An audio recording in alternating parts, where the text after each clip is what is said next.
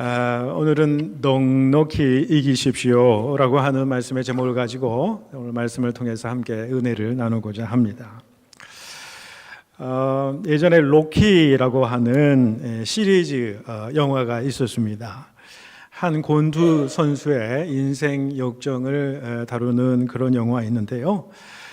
1976년도에 로키 1편이 나오고 최근에 2006년도에 마지막 6편까지 이렇게 시리즈물로 나왔던 권투를 소재로 한 인생의 어떤 드라마, 인생의 역정을 다루는 어떤 드라마, 아주 감동적으로 본 기억이 있습니다만은 주로 이 시리즈의 어떤 그 구성 플롯이라고 할까요? 그 주된 내용은 어떤 내용입니까? 한 사람의 주인공이 참 하찮은 인생을 살고 있었지요. 말하자면 삼류 인생을 살고 있었습니다만은 그가 이제 세계 복싱 챔피언에 도전하게 되고요. 물론 1편에서는 도전에 챔피언이 되지는 못합니다만은 15회까지 챔피언전을 갖게 되지요. 그 뒤로 시리즈가 계속이 되면서 나중에 챔피언이 되기도 하고 또 챔피언이 되고 난 다음에는 그 인생의 승리를 맛보니까 교만함이 들어오게 되는 거죠. 교만한 마음이 들어오게 되고 그래서 자꾸 자기 인생이 더 이상 나락으로 이제 다시 떨어지는 거죠. 다시 이 챔피언을 놓치게 되고 인생의 실패와 나락 속에 쭉 빠져 들어가게 됩니다. 더 이상 이제 일어날 수 없는 듯한 어떤 그러한 시기에 어떤 일들을 계기로 해서 다시 그 인생을 다시 깨워서 다시 일어나서 다시 챔피언이 되는 이런 과정, 이런 인생의 과정을 복싱 경기에 비교해서 그려낸 영화이지요. 이 영화를 보면은 우리 인생에 대한 이야기, 감동적인 그런 이야기이기 때문에 영화로 보면은 뻔한 이야기, 스토리 같으면서도 이게 참 감동적이다라는 것이지요. 영화가 인생의 역정을 다루는 감동적인 영화이면요, 감동을 줄 수 있는 뻔한 그 스토리가 있음을 우리는 너무나도 잘 알지요. 처음에는 인생의 나락까지 떨어졌다가 실패했다가 영화 중반 정도 되면 이쯤 되면은 이 주인공이 이제 반전의 스토리가 아마 진행이 될 것이다 라고 하는 예상을 하면서도 보게 되지요. 다 예상대로 됩니다만은 그래도 보면은 참 감동적이다라는 사실을 우리가 보게 됩니다. 이 로키가 이 챔피언 결정전에 나가기 위한 과정이 참 순탄치 않지요. 큰 인생의 악재가 있습니다. 그 어려움들을 겪고 이겨내고 승리하는 것을 보게 됩니다. 챔피언 결정을 위한 경기를 보면 여러분 어떻습니까? 이 로키라고 하는 주인공이 거의 완전히 패한 것처럼 보입니다. 쓰러져서 일어나지 못할 것처럼 보여지는 위기들을 많이 맞지요. 쓰러질 것 같으나 그런데 보면 완전히 쓰러지지 않고 오토개처럼 다시 일어서더라는 거예요.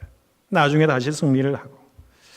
우리가 뻔한 스토리 알면서도 참 감동이 되는 거예요. 우리 인생도 이와 같이 쓰러졌지만 실패했지만 다시 일어설 그런 일들을 소망하는 그런 마음에 우리 감동을 받게 되는 것이 아닌가 생각이 됩니다. 우리가 신앙인이라고 할지라도 우리의 삶을 살아가다 보면 똑같은 인생의 역정을 우리가 겪게 됩니다. 때로는 우리의 인생이 마치 패배자처럼 여겨질 때가 있다는 거예요. 실패한 인생처럼 보여지는 그 때가 있다라고 하는 거예요. 내가 아픔과 고통 가운데에 지금 거하고 있는 그 순간이 있다라는 거예요. 영적인 문제가 찾아옵니다. 영적인 침체에 빠지기도 합니다. 또 육신의 연약함, 육신의 고통 때문에 어려움을 당하기도 하는 거예요.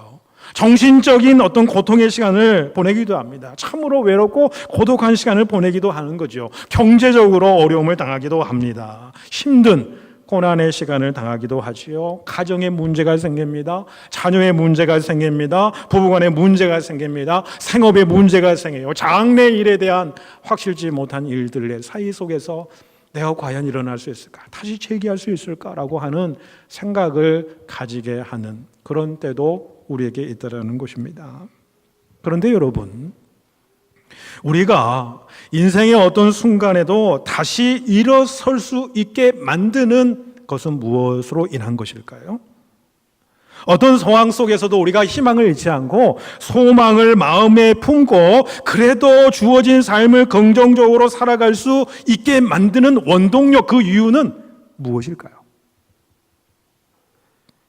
그래도 우리가 살아가는 이 세상이, 우리가 살아가는 이 삶이 힘들고 어렵지만은 그래도 여전히 아름다운 생이다, 아름다운 인생이다라고 말할 수 있는 근거가 어디서 나오는 것일까? 여러분, 오늘 본문 말씀은 그에 대한 답을 우리에게 전해주고 있습니다. 로마서 8장의 말씀은 사실 박해 때문에 엄청난 피해를 입고 있었던 1세기 초대교회 교인들에게는 엄청난 위로가 되었던 그런 말씀이죠. 그들은 로마의 박해 때문에 때로는 어떻습니까? 우리가 잘 아는 대로 카타콤이라고 하는 지하 도시에 숨어 사는 거예요. 몇 날 며칠도 아니에요. 1년, 2년, 3년, 10년 수많은 세월 동안 빛도 없는 그 어둠의 공간에서 생활한다는 것이 얼마나 힘들었겠습니까? 때로는 발각이 되어서 원형 경기장에 끌려가서 사지가 잘리면서 사자밥이 되기도 하는 그런 비참한 인생을 살아가는 그런데 바울은요, 오늘 메시지를 통해서 비록 그들이 쓰러질지언정 완전히 패배하지는 않았다, 그 사실을 분명하게 말씀해 주고 있습니다.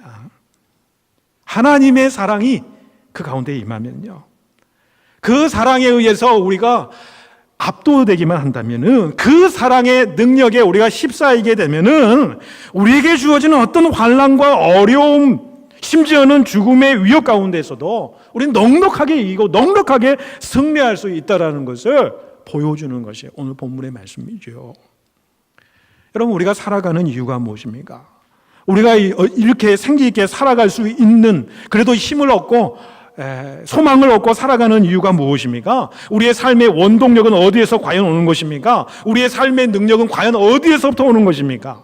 그래도 우리의 삶이 아름답습니다라고 고백할 수 있는 이유는 무엇입니까? 그것은요, 다른 게 아닙니다. 사랑이 있기 때문에 그렇습니다. 사랑이 있기 때문에 우리가 살아가는 겁니다. 그 사랑 가운데 가장 원초적인 사랑이 뭐냐면 하나님의 사랑이에요. 그 사랑을 오늘 본문이 우리에게 말씀해 주고 있는 거죠. 자, 오늘 본문 말씀을 통해서 그 하나님의 사랑을 우리의 마음에, 우리의 영혼에 다시 품는, 그래서 넉넉하게 내가 주어진 어떤 일들 가운데서 넉넉하게 내가 이겨낼 수 있으리라, 승리하리라, 그렇게 믿음의 고백을 할 수 있는 복된 시간이 될 수 있기를 축원해 드립니다. 먼저 우리 31절 말씀해 보십시오. 그런즉 이 일에 대하여 우리가 무슨 말을 하리요? 만일 하나님이 우리를 위하시면 누가 우리를 대적하리요? 라고 말씀합니다. 하나님이 우리를 위하시면, 이라고 말은 쉽게 말하자면 이겁니다. 하나님께서 우리 편, 내 편이 되어주신다라고 하는 그런 말씀이라는 거예요. 사실 우리들은 얼마나 연약한 존재인지 모릅니다. 늙어가면서 나이가 들어가면서 병들게 되고 우리 육신의 몸은 쇠퇴져 갑니다. 그런 육신의 연약함을 우리를 되돌릴 수 있는 능력이 우리 가운데 있습니까? 여러분, 인간 안에 도사리고 있는, 우리 내면 안에 깊이 도사리고 있는 이 죄악의 끈질긴 세력들을 우리의 힘으로 넉넉하게 승리할 수가 있습니까? 이 세상 임금도로 타고 있는 공중의 권세 잡고 있는 세력인 사단의 세력을 우리의 힘으로 감당할 수 있느냐라는 거예요. 그런데 여러분, 놀라운 사실은 이렇게 연약한 인간의 배후에 전능하신 하나님께서 함께 하시고 그 하나님이 내 편이 되어주신다는 거예요. 우리 편이 되어주신다는 거예요. 그래서 어떤 어둠의 세력들도 우리를 대적할 수 없다라는 것입니다. 하나님의 사랑의 손길이 우리 가운데에 임하게 되면은 우리를 둘러싸고 있는 어떤 대적들보다도 그 하나님의 사랑의 능력으로 말미암아 그 대적들을 능히 우리가 이겨낼 수 있으라고 하는 믿음을 우리에게 말씀해 주고 있는 것입니다. 여러분, 또 하나님의 사랑의 손길이 우리에게 임하시면 어떤 일이 생깁니까? 32절에 보시면 이렇게 말씀하지요. 자기의 아들을 아끼지 아니하시고 우리 모든 사람을 위하여 내어주신 이가 어찌 그 아들과 함께 모든 것을 우리에게 주시지 아니하겠느냐, 이렇게 말씀합니다. 하나님의 섭리를 말씀하시는 거예요. 하나님은 우리의 모든 것을 알고 계십니다. 전능하시고 전지하신 분이에요. 우리에게 필요한 것이 무엇인지 너무나도 잘 알고 계신 분이시라는 거예요. 나의 과거도 알고 계시고요, 나의 현재의 모습도 알고 계시고 나의 미래의 모습까지 모두 다 알고 계시다는 거예요. 그분은 우리의 인생의 한계를 넘어서시는 분이시라는 것입니다. 우리가 지금 당장은 내게 주어진 일들이 이해할 수도 없고, 그렇지만은 그분은 우리의 미래를 아시고 우리가 가야 할 길을 아시고 우리의 길을 예비하시는 분이실 줄로 믿으시기를 바랍니다. 그래서 지금은 우리가 생각하지도 못하고 감당하지도 못할 일들이지만은 하나님의 때에 하나님의 방법으로 합력하여 손을 이루시는 하나님의 역사하심을 믿고 나아가시는 저와 여러분 될 수 있기를 축원해 드립니다. 또 하나, 하나님의 사랑이 우리의 인생의 모든 문제의 근원이 되는 우리 인간의 죄악의 문제도 완전히 해결하셨다라고 하는 사실을 여러분 마음에 확신하시길 바랍니다. 그 말씀이 바로 33절과 34절에 나와 있습니다. 우리 함께 같이 33절과 34절 함께 말씀 봉독하겠습니다. 누가 능히 하나님께서 택하신 자를 고발하리요? 의롭다 하신 이는 하나님이시니 누가 정죄하리요? 죽으실 뿐 아니라 다시 살아나신 이는 그리스도 예수시니 그는 하나님 우편에 계신 자요 우리를 위하여 간구하시는 자신이라. 아멘. 여러분, 우리는 마땅히 우리의 죄악과 우리의 수치로 말미암아서 하나님에 의해서 정죄당할 수밖에 없는 인간이에요. 죄로 인한 사망의 형벌을 받을 수밖에 없는 존재라는 거예요. 그런데 오늘 말씀은 뭐라고 합니까? 우리가 그것 때문에 고발당하지 않는다. 우리가 그것 때문에 정죄당하지 않는다라는 것입니다. 우리가 그것 때문에 영원한 사망에 이르지 않는다라는 거예요. 본문 말씀은 왜 그렇다고 이야기를 하는 겁니까? 예수 그리스도로 말미암아서 그렇다는 거예요. 그 예수 그리스도로 말미암아 이루어진 구원의 사역을 짧은 문장이지만 34절에는 네 가지 것으로 아주 중요한 사실들을 우리에게 말씀해 주고 있다는 거예요. 여러분, 무엇입니까? 누가 정죄하겠습니까? 그는 죽으실 뿐만 아니라 다시 살아나신 이는 그리스도 예수시는 그는 하나님의 우편에 계신 자요 우리를 위하여 간구하시는 자니라. 이 네 가지로 이야기를 하고 있어요. 먼저 그는 우리를 위해 죽으셨다라고 하는 사실을 이야기를 하고 있는 거예요. 예수 그리스도께서 우리의 죄에 대한 대가를 당신 자신이 십자가에서 대신 치르셨고 우리의 허물을 그 한 몸으로 다 받으시고 십자가의 형벌을 대신 받으셨다라는 거예요. 그렇기 때문에 그 어느 누구도 어느 세력도 우리를 고발하거나 정죄할 수 없다라는 거예요. 다음으로 그리스도께서는 우리를 위하여 죽은 자 가운데서 다시 살아나셨다. 부활을 이야기를 하고 있습니다. 주님께서 다시 살아나신 이유가 무엇입니까? 로마서 4장 25절에 이렇게 말씀합니다. 예수는 우리의 범죄함을 위하여 내어줌이 되고 또한 우리를 의롭다 하심을 위하여 살아나셨느니라 라고 말씀하고 있어요. 여러분, 이제 우리는 예수의 부활로 인해서 의로운 존재가 되었음을 하나님 앞에서 인정받는 존재가 되었다는 거예요. 그리고 이제는 예수의 부활로 인해서 우리에게 새 생명, 영원한 생명이 주어졌다는 거예요. 주님과 같이 부활하여서 영원한 생명을 누리게 될 존재가 바로 우리가 되었다라고 하는 거예요. 그런데 다음으로 주님의 모습을 어떻게 표현하냐면 그는 이제 하나님 우편에 앉아 계신 자요, 이렇게 표현을 하고 있습니다. 이 말씀은 어떤 표현이냐면요, 그 주님께서는 이제는 어디에 계십니까? 하나님의 보좌 우편에 앉아 계셔서 만물을 다스리시고 지배하시고 모든 능력과 권세를 지니시고 모든 지혜와 진리로 충만하신 통치자가 되신다라는 그런 말씀이에요. 그리고 그분이 약속하신 대로 다시 오실 때까지 우리를 돌보시고 자신을 진정으로 사랑하고 자신의 뜻대로 부르심을 받는 우리를 위하여 모든 일이 합력해서 선을 이루도록 친히 역사하시는 분, 그분이 하나님 보좌의 우편에 앉아 계신 예수 그리스도의 모습이라는 거예요. 그뿐만 아니에요. 마지막으로 무엇을 이야기하고 있습니까? 지금도 그분은 우리를 위해서 간구하신다 그러셨어요. 우리를 위해서 죽으시고 부활하시고 하늘 보좌에 앉아서 만물을 다스리시는 그 주님의 능력이 우리 가운데 임하셔서 지금도 여전히 하늘 보좌에서 우리를 위해서 간구하신다는 거예요. 하나님과 우리 사이에 위대한 중보자의 역할을 지금도 변호자의 역할을 감당하신다는 것입니다. 여러분, 우리가 구원받은 것은, 하나님의 자녀가 된 것은 참 놀라운 일이에요. 주 예수 그리스도께서 우리를 위해서 죽으시고 부활하신 그분이 이제는 하나님 보좌의 우편에 서셔서 우리를 위해서 간신히 간구하신다는 거예요.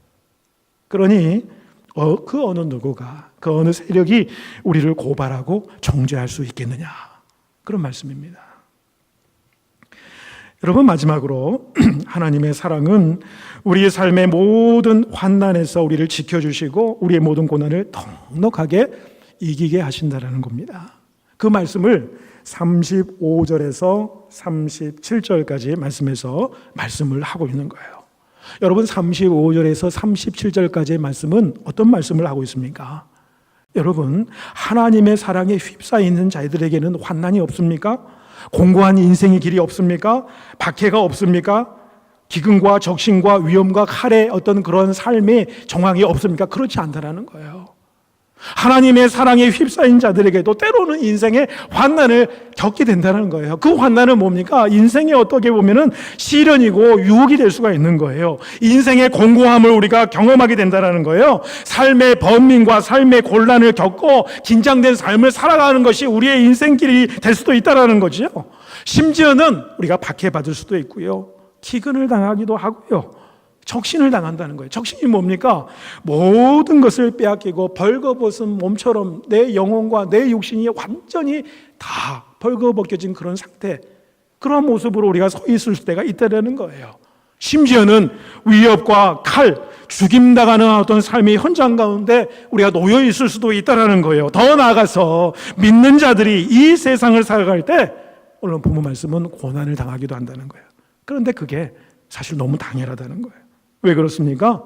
믿음이 신실한 자는 반드시 세상 속에서 빛을 드러내는 존재예요. 그러니까 세상의 죄를 드러내기 때문에 세상 사람들은 자신의 죄악됨을, 어둠을 들춰내는 그 세력들에 대해서 비난하고 그 세력을 미워하는 것이죠. 그래서 오늘 본문 말씀처럼 우리를 도살할 양같이 여긴다는 거예요. 세상이 그렇다라는 겁니다. 믿는 자들이 세상 속에서 때로는 거절당하고 핍박당하기도 한다는 거예요. 이게 너무나도 당연하다는 거예요, 사실은요. 그런데 오늘 말씀은 거기서 끝나는 게 아닙니다. 우리에게 선언하는 말씀은 무엇입니까? 그러나 이 모든 일에 우리를 사랑하시는 이로 말미암아 우리가 넉넉히 이기느니라 라고 말씀해요. 환난과 걱정과 어려움과 두려움이 없는 삶이 아니라 그런 삶의 현장이 우리 삶 가운데 닥친다고 할지라도 내 삶의 모든 것들이 다 앗아가 버리고 벌거벗은 것처럼 내 영혼의 모습도 벌거벗어버리고 내 육체의 모습도 내 정신의 모습도 다 벌거벗은 것처럼 그렇게 내동이 전진 어떤 그런 삶의 현장 가운데 있다고 할지라도 하나님의 사랑이 우리 가운데 임하시면 우리가 넉넉하게 그 모든 상황을 이긴다라고 하는 그런 말씀입니다. 우리가 하나님의 사랑을 마음속에 확신할 때 그 풍성한 하나님의 사랑이 물밀듯 우리 심령 가운데 거하게 되면 넉넉하게 그 모든 일들을 이기게 된다는 거예요. 심지어는 오늘 본문 말씀에 죽음조차도 하나님의 사랑 가운데 있을 때에 극복이 되고 승리할 수 있더라라는 말씀이에요. 여러분, 초대교회의 순교 역사를 보면요, 그 순교의 순간들을 다루는 모든 기사들을 보면 공통점으로 드러나는 것들이 있어요. 그게 뭐냐면 사도행전 7장에 보면 스데반이 순교한 그 모습과 아주 공통점을 모두 다 동시에 갖고 있다는 거예요. 스데반 집사가 자기를 향해서 돌팔매질을 하고 자기의 죽음의 그 순간 앞에서 이 스데반의 그 모습이 어땠습니까? 그들은 자기를 향해서 돌을 던지는 그 사람들을 향하여 바라보지 않냐고 하늘을 향해서 바라봅니다. 그들을 미워하거나 칭호하는 것이 아니라 그들을 위해서 기도하고 간구하죠. 하늘을 바라보면서 주의 영광의 보좌를 바라보는 거죠. 하나님의 보좌가 영광이 그 가운데 비치게 되고 하나님의 보좌 옆에 계신 예수 그리스도의 영광의 광채를 바라보게 됩니다. 그것은 그리스도의 그 크신 하나님의 놀라우신 사랑을 그가 목도하게 되는 것이죠. 그러면서 그의 죽음의 순간에서도 그의 얼굴이 천사처럼 얼굴이 빛나더라, 이렇게 말씀하고 있는 거죠. 하나님의 영광의 그 순간, 그 사랑의 놀라운 광채가 그 순간에 임하면 죽음까지도 극복하게 되더라.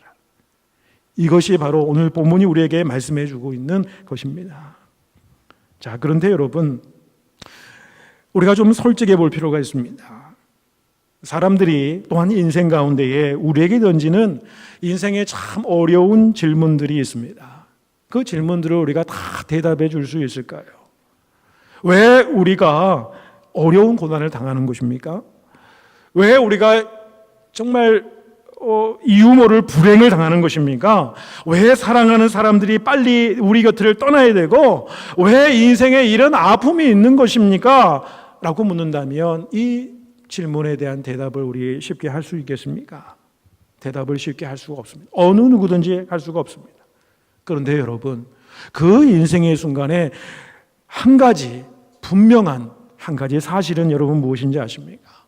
하나님은 자기의 독생자 아들이 십자가에 달려서 고통당하고 또 죽어가고 있을 때 하나님께서는 그 아들의 죽음을 내버려 두시고 그냥 놔두시고 비참하게 피 흘리며 죽도록 내버려 두셨다라는 거예요. 그 아들의 죽음 앞에서 그 아들의 비참한 모습을 바라보고 있는 하나님 아버지의 마음은 어땠을까요?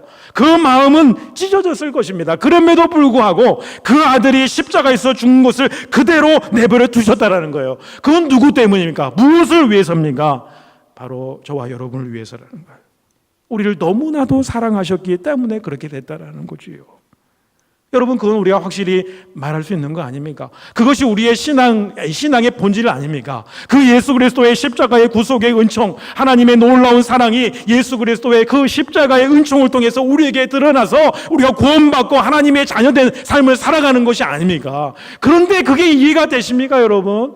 왜 예수 그리스도가 하나님과 동등하신 하나님의 아들이시고 하나님과 동등하신 분이신데 왜 그분이 이 땅에 내려오셔야 되고 우리의 육신을 입고 아무런 죄가 없으신 분이 십자가에 달려서 죽으셔야 되냐는 거예요.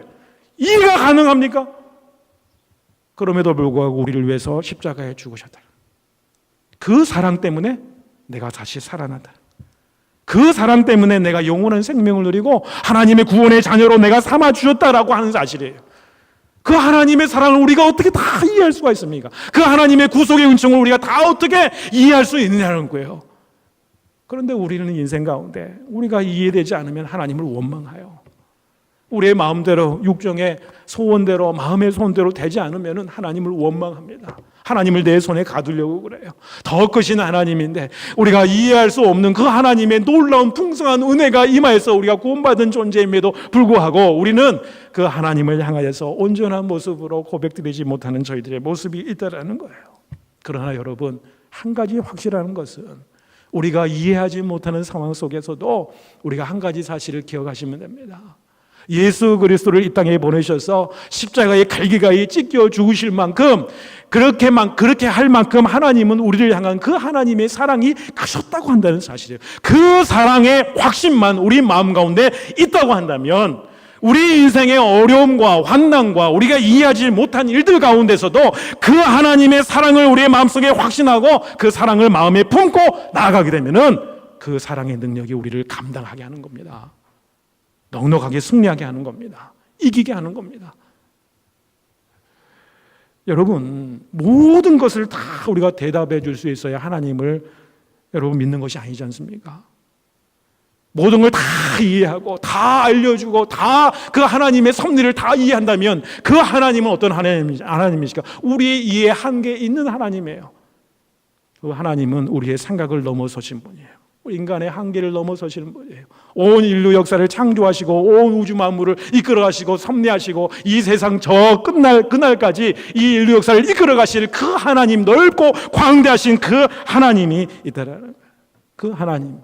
그 하나님이 나 한 사람을 위해서 그 자기의 독생자 아들을 십자가에 죽으실 만큼 우리를 사랑하셨다고 한다면, 그 사랑에 휩싸이게 된다면 우리는 어떤 일 가운데서도 넉넉하게 승리하게 될 줄로 믿습니다. 여러분, 우리는 모두 다 하나님의 양자 되었다, 하나님의 아들이 되고 하나님의 딸이 되었다, 자녀가 되었다, 그렇게 이야기합니다. 우리가 어떻게 살든지요, 한번 하나님의 자녀로 인정받는 우리들은요, 끊을래야 끊을 수 없는 하나님의 사랑의 줄로 하나님과 연결이 되었다는 사실을 여러분 믿음으로 고백하시길 바랍니다. 그래서 오늘 사도 바울은 마지막 38절 39절에서 무엇이라고 고백합니까? 사망이나 생명이나 천사들이나 권세자들이나 현재일이나 장래일이나 능력이나 높음이나 기쁨이나 다른 어떤 피조물이라고 할지라도 우리 주 그리스도 예수 안에 있는 하나님의 사랑에서 끊을 수 없느니라. 하나님께서 여러분들에게 하나님의 자녀된 놀라운 특권을 누리게 하셨어요. 여러분 때문에 하나님께서요, 말씀해 보면 기쁨을 이기지 못해서 춤추시는 하나님이시라고 하셨어요. 여러분 그만큼 사랑하시는 하나님, 여러분 한 사람 한 사람을 생각하셔서 너무너무 기뻐서 그냥 온몸을 흔들면서 춤추면서 기뻐하시면서 여러분 한 사람 한 사람을 맞이하시는 그 하나님의 사랑을 오늘도 다시 한번 맛보시기를 바랍니다. 우리의 죽고 사는 것, 천사도 어떤 세상 권세도요, 성공과 인생의 실패 가운데도 그 어떤 것도 우리를 그리스도의 사랑에서 끊을 수 없다는 고백 앞에서 아멘 하시며 사시는 저 여러분 되시고요, 그 하나님의 사랑이 내가 살아가는 이유가 되고 그 하나님의 사랑이 우리의 삶이 그래도 아름다운 삶이라고 이렇게 고백하면서 살아가는 저희들의 삶이 될 수 있기를 축복해 드립니다. 기도드리겠습니다.